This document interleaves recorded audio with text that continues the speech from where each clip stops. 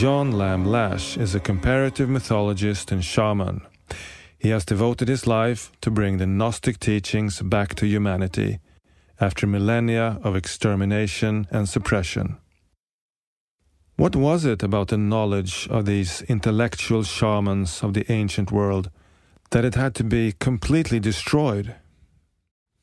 It is so dangerous to the powers that be.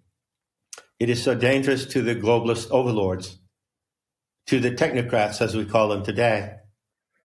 But if the story of the aeons of fire had been known about our true origins, about the nature of evil, about the archons, none of that would have ever happened.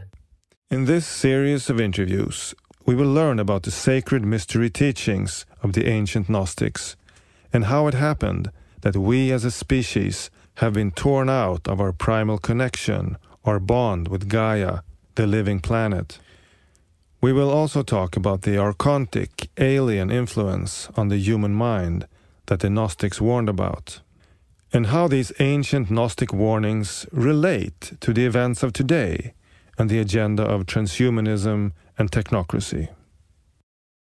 So, I've been wanting to do this interview for a long time, and finally it's an honor to welcome you, John Lamb Lash. Pleasure to be here.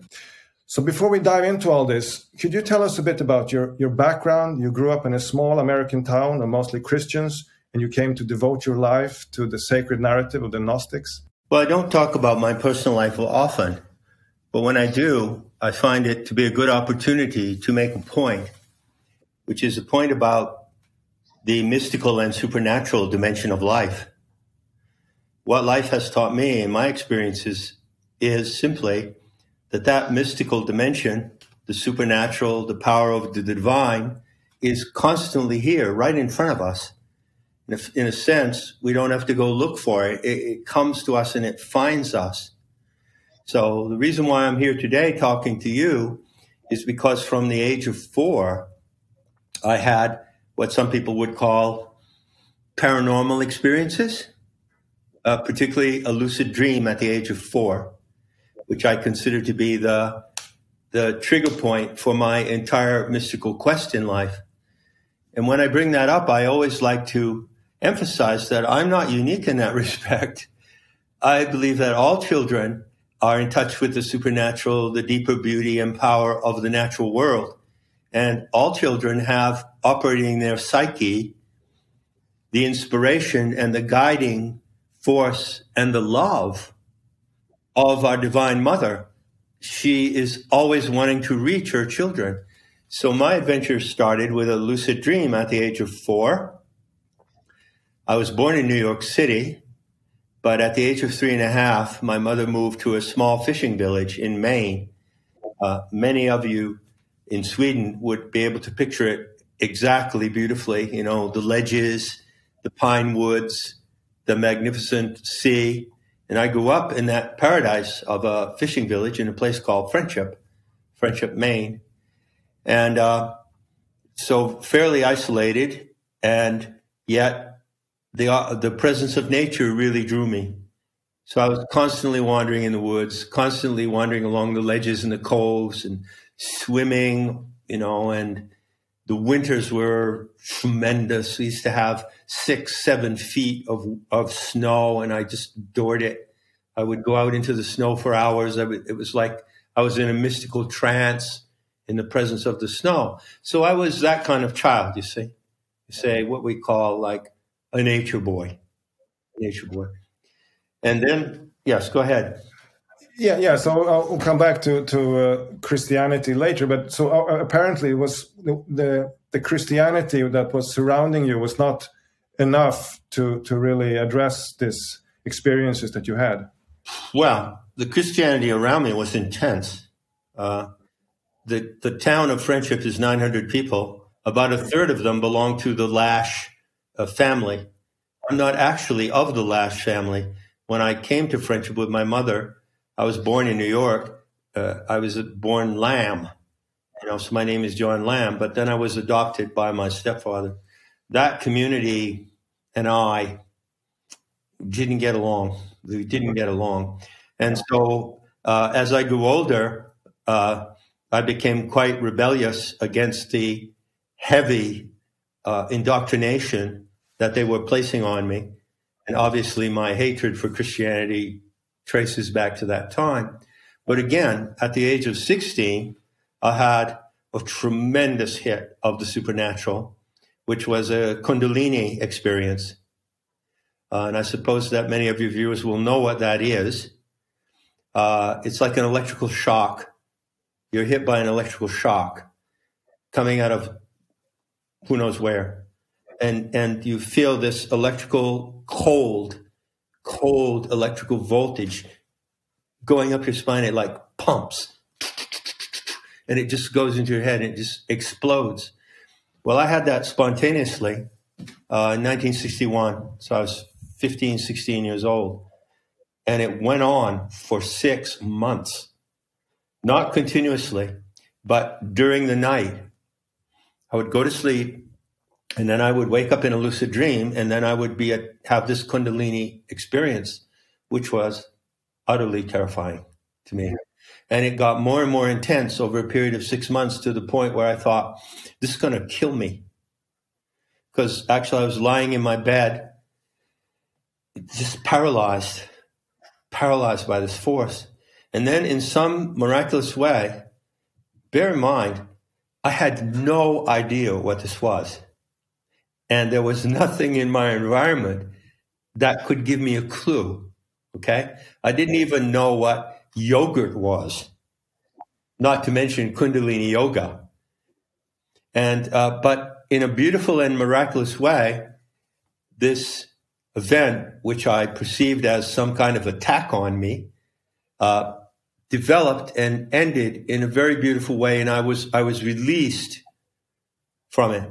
But then I had an intense compulsion to figure out what happened to me. What was that about? And so that's when I took off. And I spent 2 or 3 years wandering in the East. I went to India, Japan, Southeast Asia. And little by little, I began to put together an idea of what it was that was trying to reach me. And it took many, many years to do that. I remember one big moment when the pieces came together. I had been traveling on a boat from Yokohama to Hong Kong. And on that boat, I met a very rich German who was traveling around the world, and he was very kind and friendly to me. And he was reading a book called The Autobiography of a Yogi by Paramahansa Yogananda. That book happened to have been published in the year I was born, 1945. So he said to me, yeah, would you like to take a look at this? You know, because I've finished reading it and we won't get to port for a few days. We just look at it. And I started to read this book. And I came to the chapter where Yogananda describes what he calls samadhi, which is an ecstatic trance of cosmic consciousness.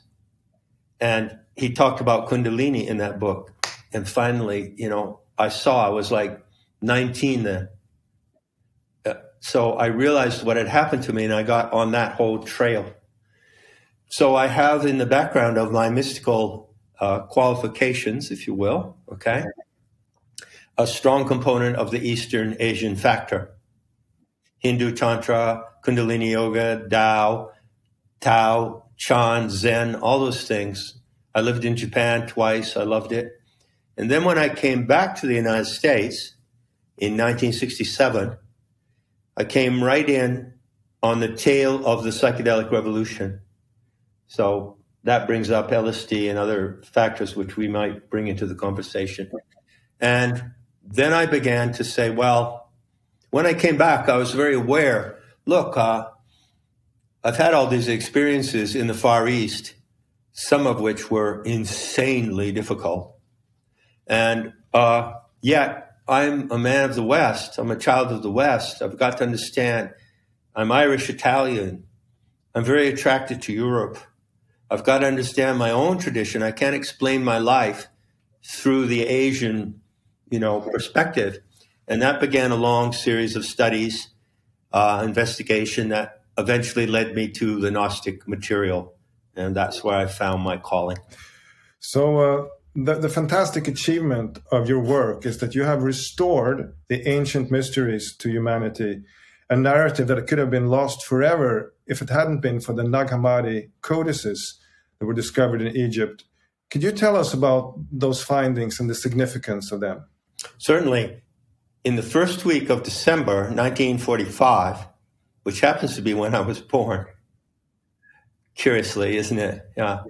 A peasant was looking for manure in caves in a place north of Luxor called Hamrodun, near Naghamadi.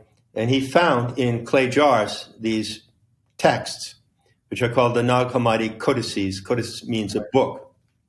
And they are, in fact, the oldest surviving example of bound books. They are written on papyrus in Coptic, and the papyrus leaves are cut. They're very small. Imagine the size of a woman's hand purse. And they're bound together. So he found these books. And then it wasn't till the next year, 1947, that a scholar from France, Jean Dorès, was in Cairo. He visited the museum of the man who had bought these from the Arab peasant. And he looked at them and he said, wow, do you realize what this is? And then the whole story unfolded. And it got to be, that was 46, it got to be around 30 years later in 76 that they brought out an English translation, which is called the Naghamadi Library in English, which is very difficult to read and largely incomprehensible. So to cut to the chase, this discovery brought back to the world a story.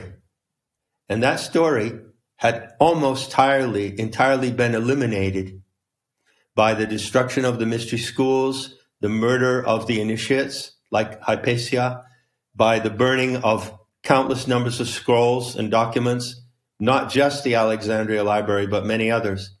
So there was a centuries-long attempt at cultural and intellectual genocide with the purpose that nobody knows the story. We don't want anyone to hear this story because there's something extremely threatening about the story of the goddess Sophia, the wisdom goddess. So I was able to restore this story and update it and bring it into the world today. And my book, Not in His Image, was the first book that ever presented in published form the restoration of this myth. I remember one of the first interviews I heard with you. As a journalist, you're always curious to find classified material, and you know that the people of power always try to hide the most important stuff. And you said that this narrative really is the most suppressed information in human history. Why is that? It is so dangerous to the powers that be. It is so dangerous to the globalist overlords, to the technocrats, as we call them today. And one of the things I set out to do in Not in His Image, and apparently I succeeded, according to the response that I've gotten over the years, had two purposes. I not only wanted to explain the problem, the basic problem of evil on this planet, which can only be explained in the Gnostic perspective, in my view. And second, I wanted to present the solution to that problem. So the first part of Not in His Image, the first part of the book in 6 chapters, explains the problem of evil. And everything traces back to a cult.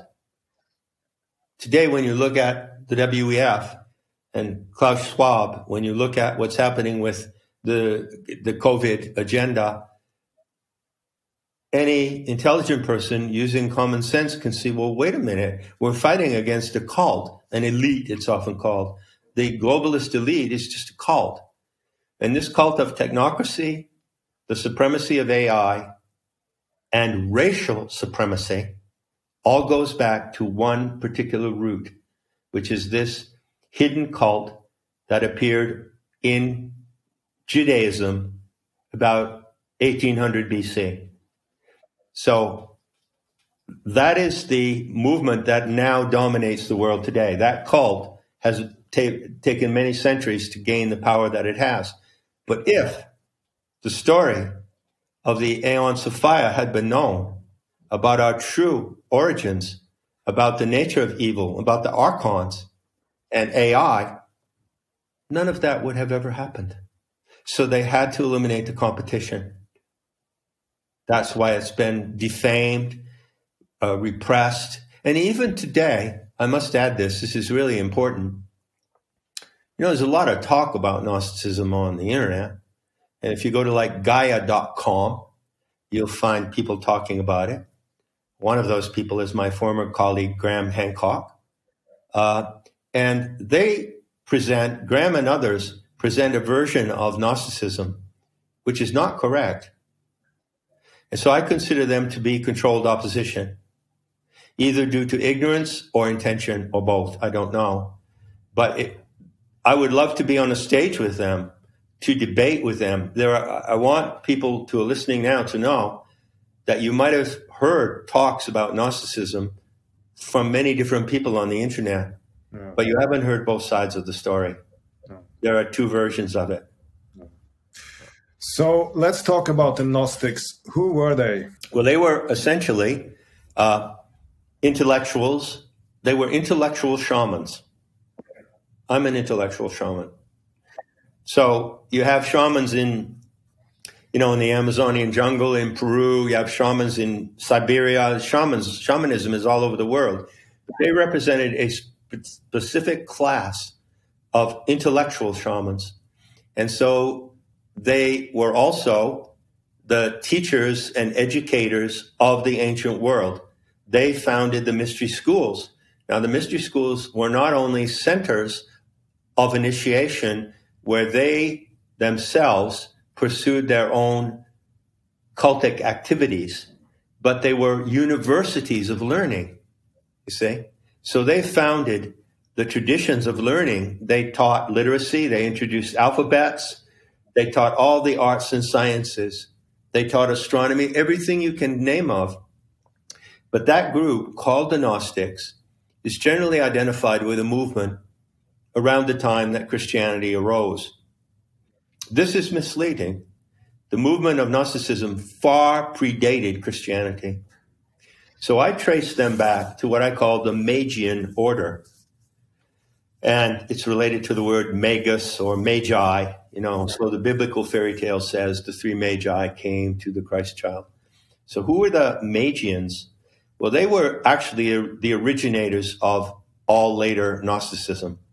They were actually the great forefathers of the mystery schools. And they came out of the Caucasus Mountains. And they were an elite group of Aryan Caucasians. Their race is very important. And they were Persians. And Persians are not Arabs, even today. Persia, Iran, is not Arabic, although it is operates under Islam because it was conquered by Islam. Ancestrally, the people of Iran are Persians, which is white Caucasian people. And that was the racial group that brought the story of Sophia to the world.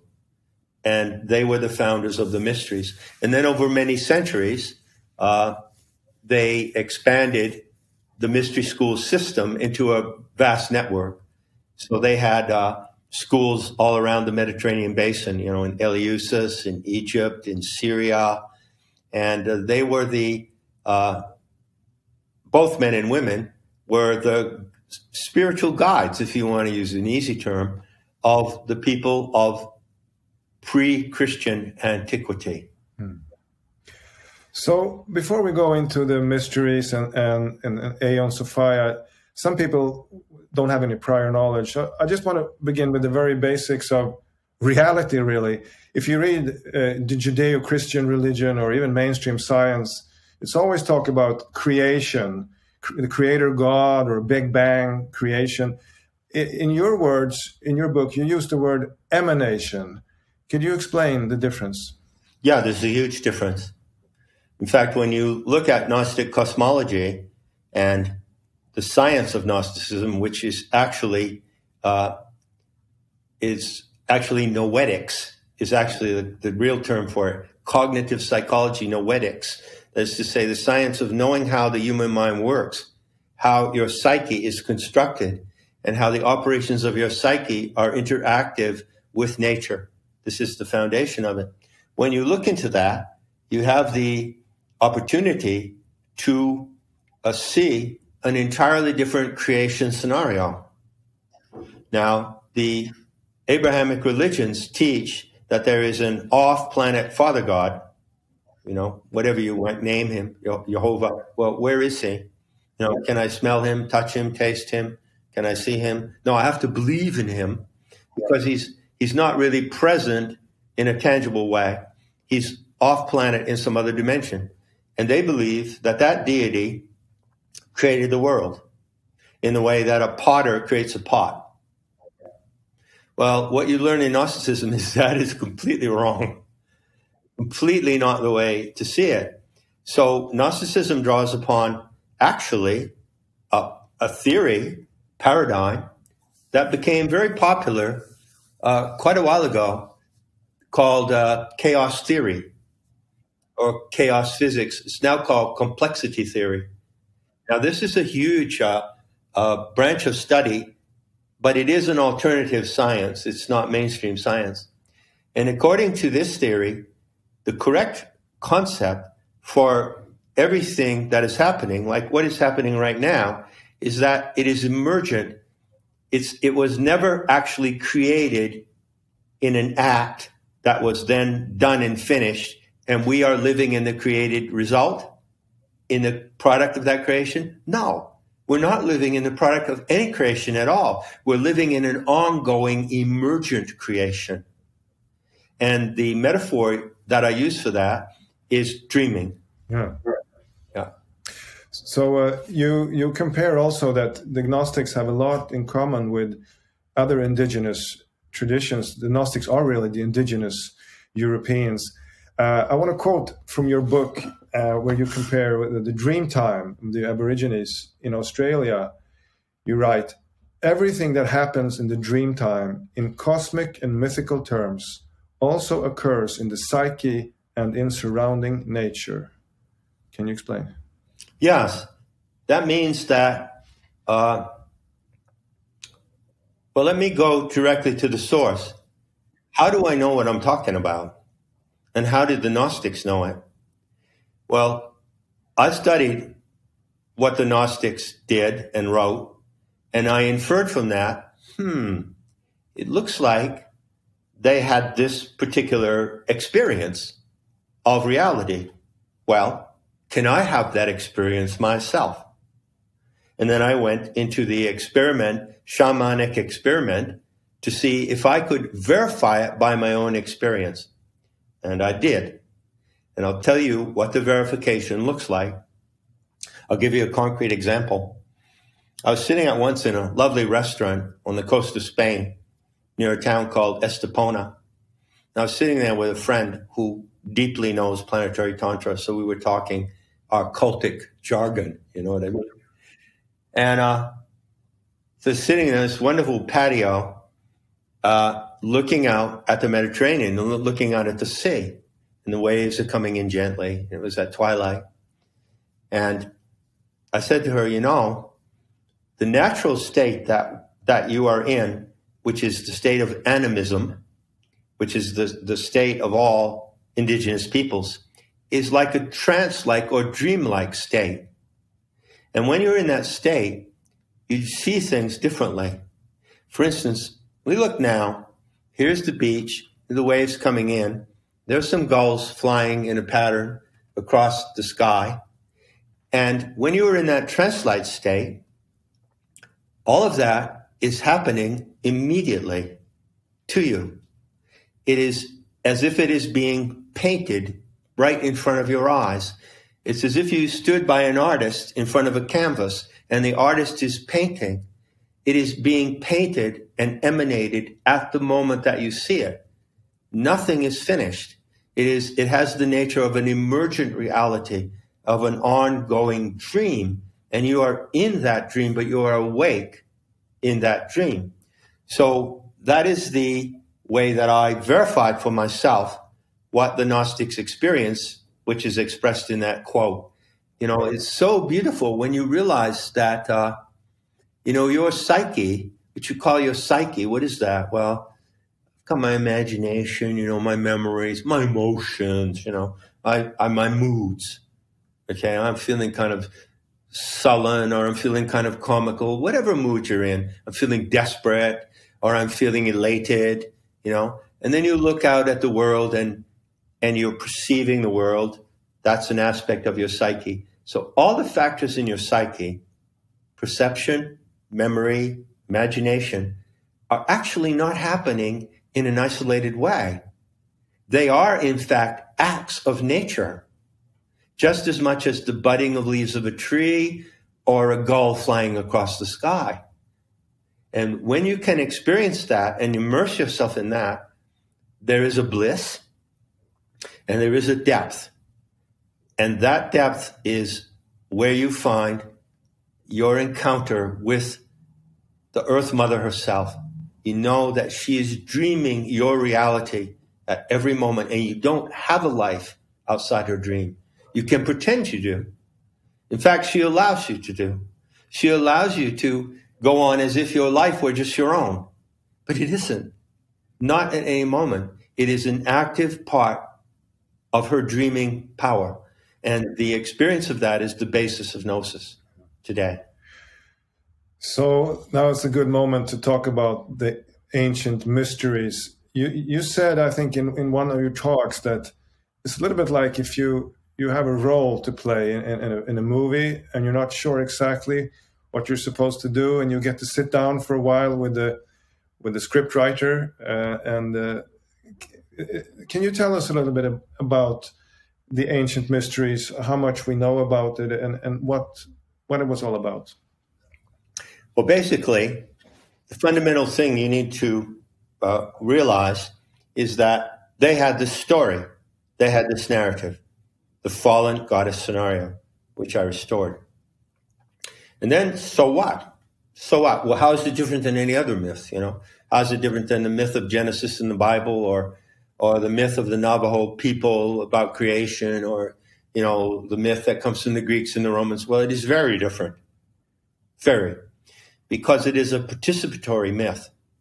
So once they had the narrative, they know the whole story of our Earth Mother from the moment that she came out of the galactic core and turned into the Earth. And so once they had the story, it took many generations to develop it. They were like screenwriters that, you know, it's like Superman 1, 2, 3, 4, you know, Spider-Man 1, 2, 3, 4. They kept iterating it and developing it. Once they had developed it, I mean, for thousands of years, really, they said, well, now we get to the interesting part.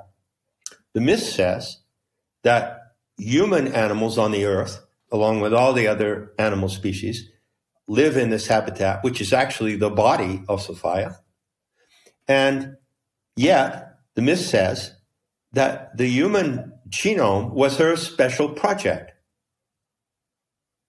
which is called the anthropos.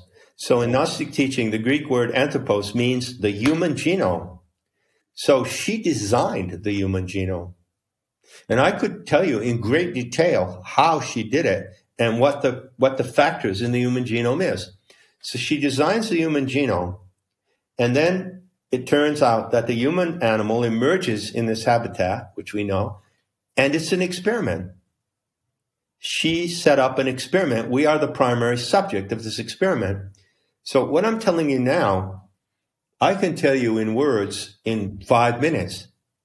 But you need to appreciate that it took centuries for the Gnostics to distill what I'm telling you now, because it is extremely fucking sophisticated. It really is. And so they were able to ask questions. They were able to say, well, if the human being was designed in the galactic center, that's what the narrative says, and then the plasm of the human genome, which is a nucleic acid-based plasm. Your genomic identity is a nucleic acid plasm, was spread and grew and emerged on the earth. Well, what's the point? What did she want? Why did she want the human beings to be in a laboratory setting? And what was the purpose of this experiment? See, what is the purpose of this experiment? Why are we here? And they went deeply into that question. And basically what they came up with was, well, we're here and we are different than other species, though we're not so superior, you know. I mean, in my personal opinion, a lot of other animals are much, you know, better than us in certain ways. They certainly can't perpetrate evil on the scale that we can. But why are we here? Well, we're here to see if we can discover and express those talents that she gave to us when she designed the human genome. So she's watching, and the other aeons of the Galactic Center are all watching this experiment which we're in. It's a live experiment. And they want to see, basically, it's very simple. Will that animal, the anthropine species, be able, by its mental and emotional faculties, to know itself and to see what we have given it as talents and skills? And then how will they develop these, and how will they interact with each other? Because those talents and skills are distributed in the different races in different proportions. So you have put together, this is a fantastic story you have put together on the basis of the Naghamadi library. It's called The Fallen Goddess Scenario, and I encourage everyone to watch. It's on YouTube. It's about 3.5 hours. And this should be really a separate program to dive into it. But is it possible to sort of summarize the main features? I'll summarize it, yeah. It's always a challenge to summarize it because it is a vast and elaborate myth. Don't ever think it isn't. It's complex and elaborate. Basically, first thing I would say about it is, it's beautiful. The most beautiful story on earth is the story about the earth. So it explains the origin of the earth. And an important factor to understand is that Sophia, or Gaia Sophia, Gaia, same, Sophia, is not just a name. It's not just like, well, a dog shows up in my life, a stray dog I meet in the park, and I take it home, and I decide to call her Lulu. So the dog existed before I called her Lulu, right? Likewise, Sophia existed before we called her Gaia. So when you look at the earth now, the living habitat of nature, and you say, yeah, that's Gaia, that's my planetary mother, you don't think that's just a name you're giving to her since she became the earth. She had that name before. So the first thing that the narrative tells is that how she got to be the earth. It describes where she originated, which is in the galactic center. So the Sophianic myth is not just about anywhere, any place, any time. It's not just about the universe. It's about this galaxy. It's an astronomical myth about things that happened in this galaxy. And so, as the story goes, there she was in the galactic core. Now, there's a difference between the galactic core, which is called a pleroma, and the galactic arms, which is called a kenoma. And this distinction is very clear in the cosmology. So you can think of the pleroma, or the core of the galaxy, as an observation booth. So there are these scientists and artists in this observation booth, and they dream up experiments with species. They actually invent species. The gods invent species. And then they say, well, we'd like to see how this species performs.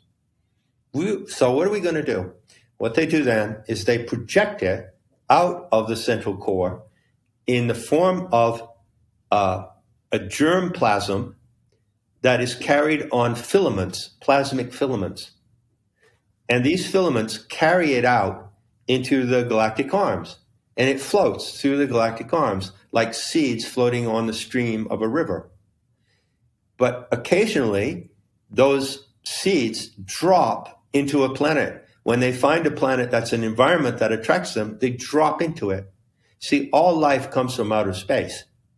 So they were conducting these experiments with the human genome, and in this particular case, this Aeon Sophia, which was called the wisdom goddess, she became so how do you say, engaged and fascinated with this experiment that she got carried away outside this observation booth and plunged into that's how I understand it. Is it correct? That is exactly correct. So let me elaborate a little. So they saw these 9 experiments. Bear in mind, this is experiments with human animals, just like you and me, that have already happened in remote time. And they found out that it was problematical. There was something about this species that, like, wow, it just went off the rails. It just turned against its own environment. And in some sense, which needs to be carefully considered, these 9 previous experiments collapsed. Now, Sophia was completely, she was deeply troubled about this because she was the mother of the species. She gave it its genomic capacities. So every time they watched one of these, she became more and more concerned. And her concern was so strong that if you picture her, you picture a group of scientists in a science fiction movie inside an observation booth. Remember, they are not reaching out into the experiment. You know, in some biological laboratories and in some experiments, you see scientists in booth with gloves. They insert that and they handle the material with the gloves, right? They don't do that. Normally, according to their protocols, and they do have protocols, they don't interfere. But imagine her drawing away from the other aeons in the pleroma and like putting her face right up to the observation booth and like looking down in astonishment. What's happening with my designer species? How can this be? And her passion for that species, for the next experiment, the 10th, was so powerful that she actually left the pleroma. She plunged. That is the core meaning of the fallen goddess. She plunged into the galactic arms because she was so drawn to what was going to happen to the human species that she broke the boundary. She transgressed the boundary. And this is called the fall of the wisdom goddess. And her body is really the setting of this, became the setting. She morphed into the planet Earth. Now she did, but before she did, she went through some changes, man. She went through tremendous dramas, which are all described in those 9 episodes. So that is the narrative. I can't emphasize how much I love it, obviously, and how unique it is. You won't hear this story anywhere else. And one of the features of the story is that it explains the origin of what we call evil. Yeah. So I was thinking to return to how she, by mistake, really created the archons. But I just wanted to say first that some people listening to this, they might say, okay, it's a goddess and it's this and that. It's just another religion. But you explain, I think, very well in your book that this is an alternative to all religions, really in the sense that most religions always have a lot of middlemen, don't they? It's the Son of God, and then it's a preacher man telling you, this is about personal experience that everyone can have. Can you explain the difference? Yeah, it's gnosis. It's gnosis. Religion is faith. It's based on belief. What I'm telling you is not based on belief. In fact, don't believe me. Don't believe me. The only way to approach the Gnostic message is to test it out for yourself and find out. So there's a practice for testing it. So it becomes your first-hand experience, you see? So yeah, the other thing about that distinguishes this Celtianic way of life from religion is that there is no authoritarian doctrine. There are no rules coming down from the Father God of how you should behave.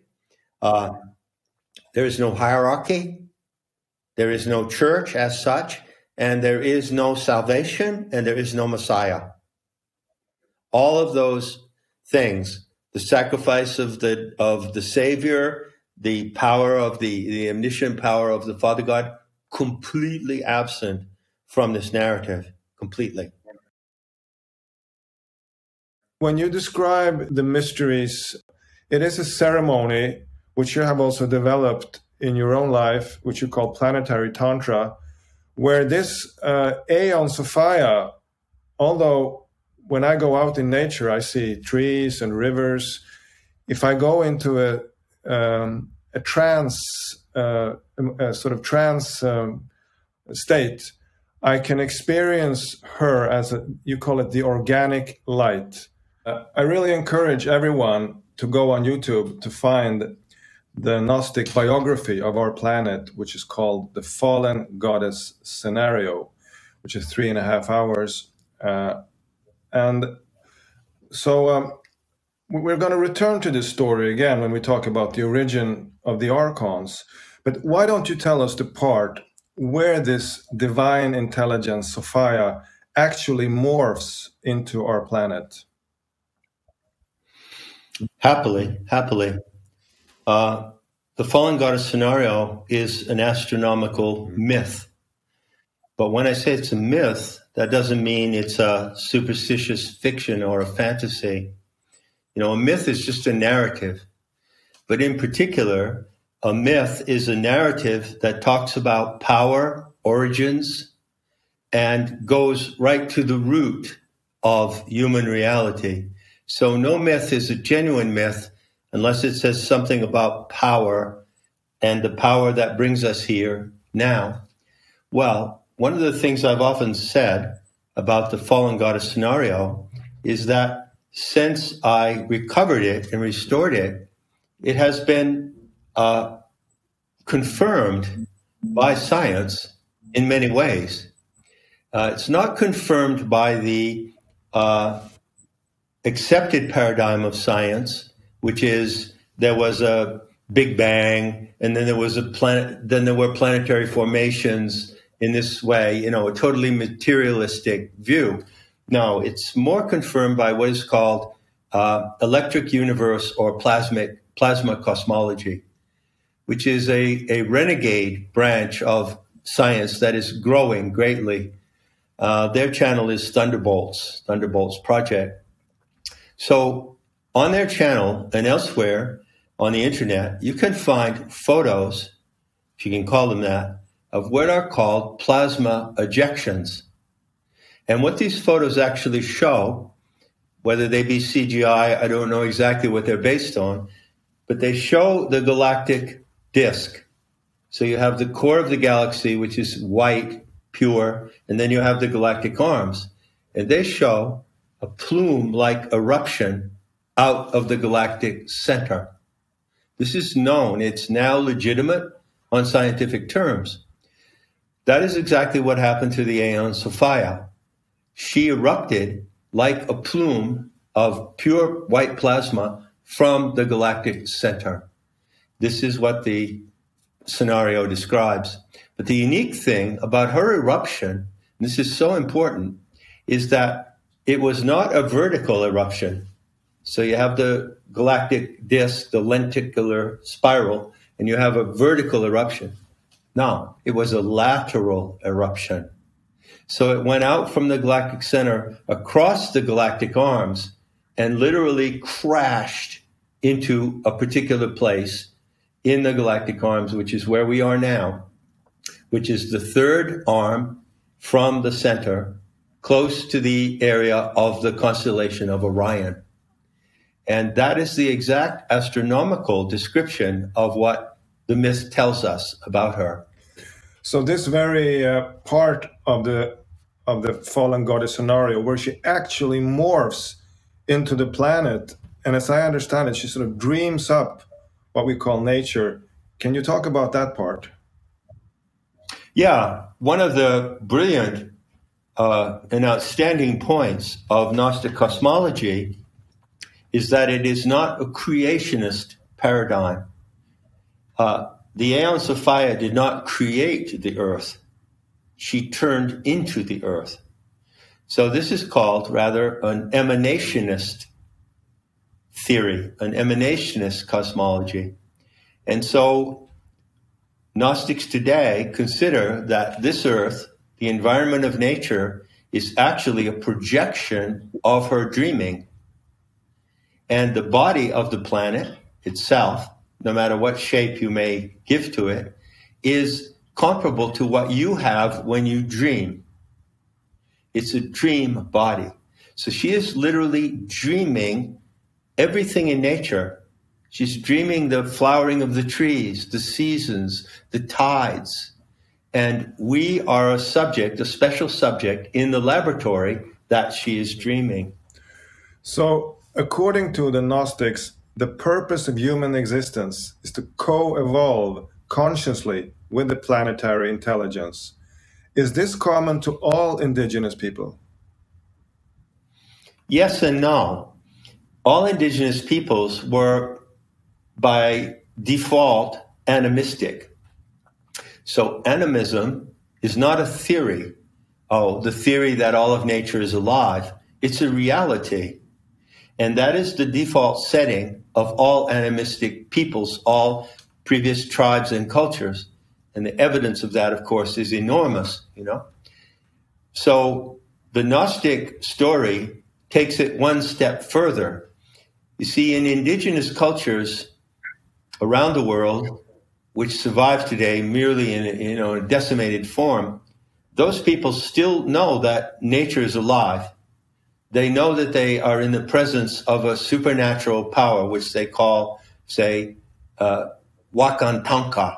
They have various names for it. It's called Wakantanka in the Lakota Sioux. And yet, they do not have an intellectually involved relationship to it.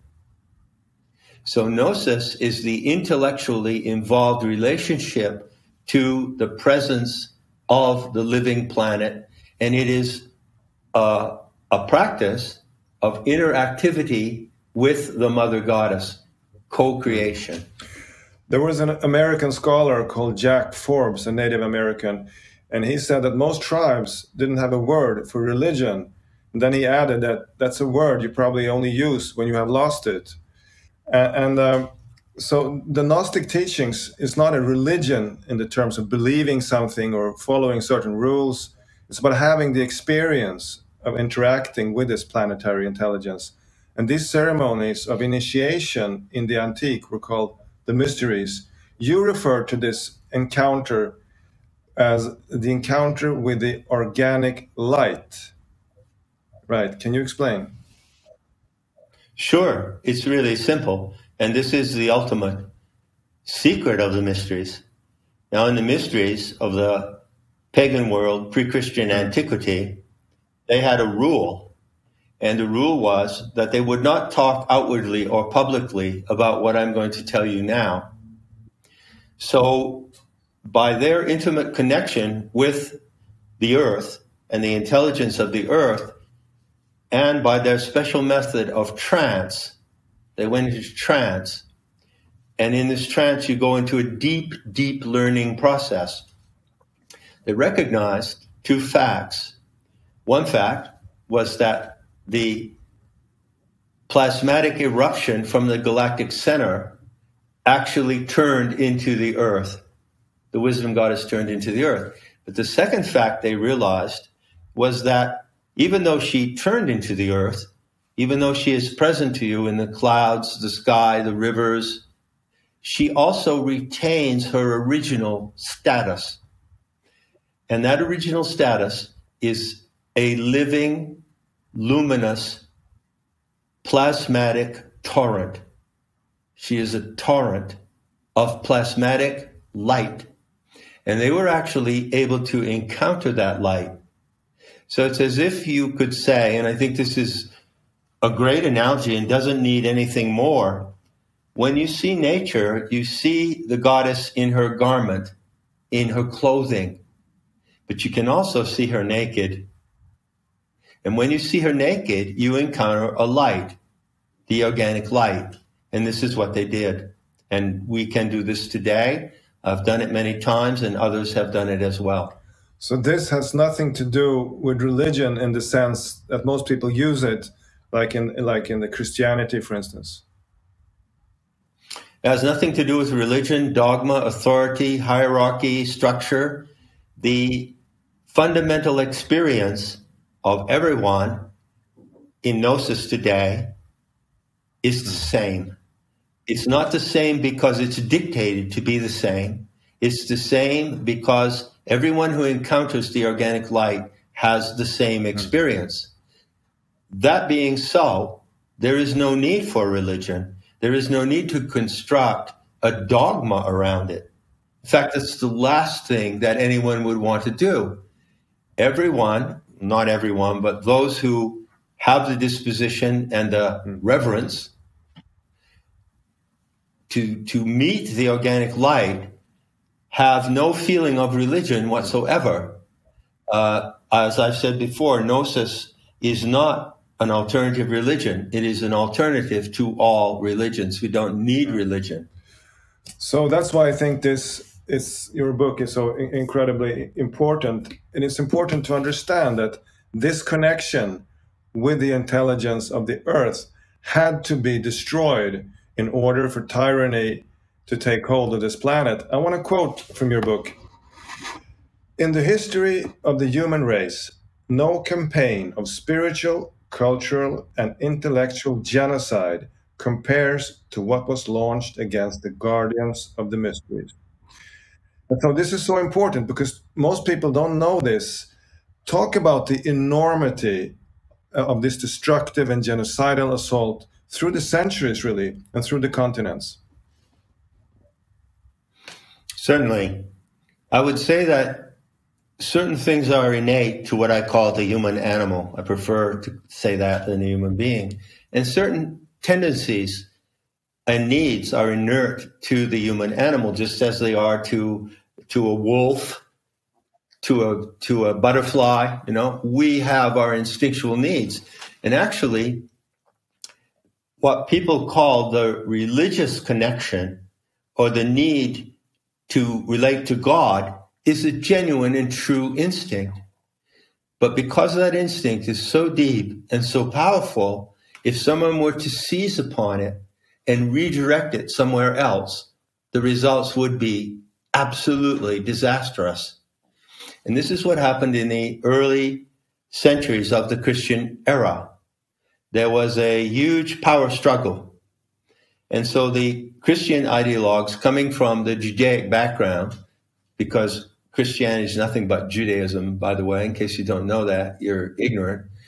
Coming from that background, there was an attempt to say, we're going to seize upon this natural, beautiful instinct of the human animal, and we're going to redirect it, we're going to co-opt it and redirect it into our religious program.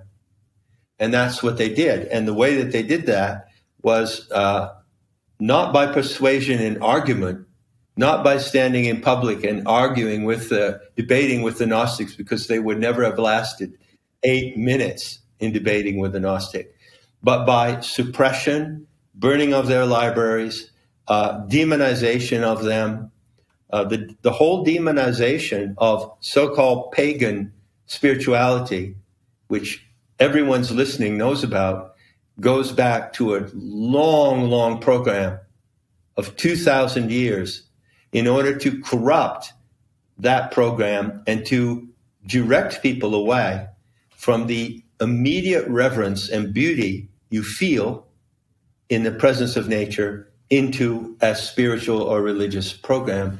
My book starts, chapter 1, as you know, with the murder of Hypatia.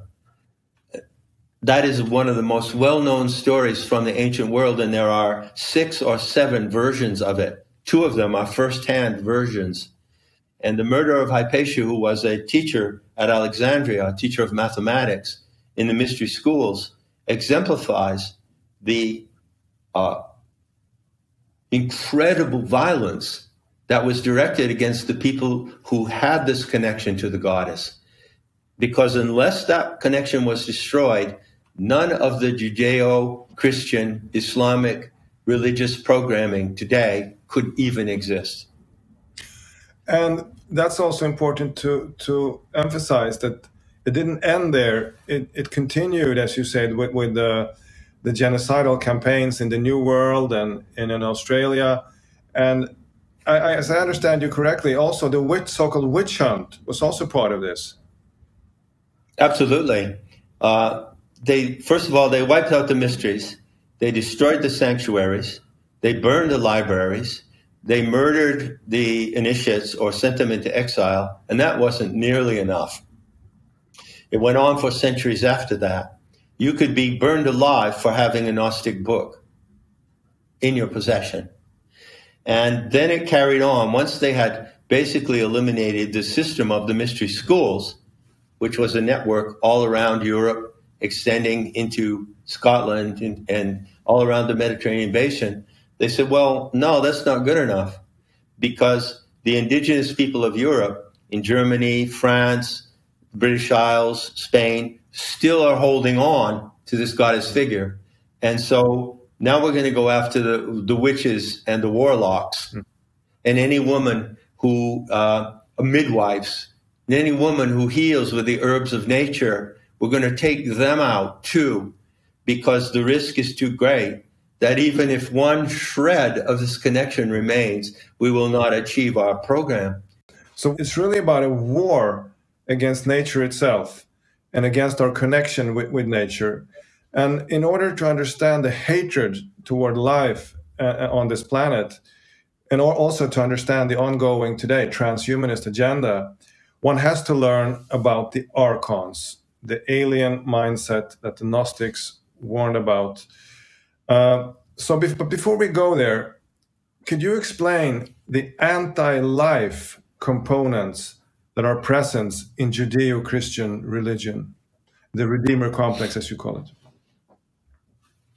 Yeah, certainly. There are various approaches to take to that question. But to go to the heart of it, which I like to do, I would say this. The Gnostics claimed that they knew the solution to the problem of evil. And that was one of the main reasons why they were hated by the Judeo-Christian ideologues, the Christian fathers and all that. It really threatened them. It really threatened them that somebody came out on the stage and said, hey, wait, we know what the origin of evil is. Now, fast forward to today, many sincere people who are struggling and suffering with this Soviet deception, which is the end game of the archons, by the way, are asking themselves the question, how can anyone be so evil? How can anyone be so deceitful? How can anyone, we're all human beings, right? Of one ethnic brand or another. How can anyone be so evil, so, I use the phrase, insane and inhumane as to try to, pull off this crime? And the answer is, you can't know the answer unless you include a paranormal factor. So when you look at human beings left to their own, without if the archonic intrusion hadn't happened, and we might get back to how that happened and how the archons were created. If you look at that and you say, okay, here are human beings from different countries, different lands, different continents, different races, and sure, they're going to have differences. They're going to maybe have wars with each other, but they're also going to cooperate with each other and mix and trade and have amiable relationships. And if you just look at all of that, the interactions of all the races on their own, you won't find evil as we see it in the world today, because evil comes in through a third factor,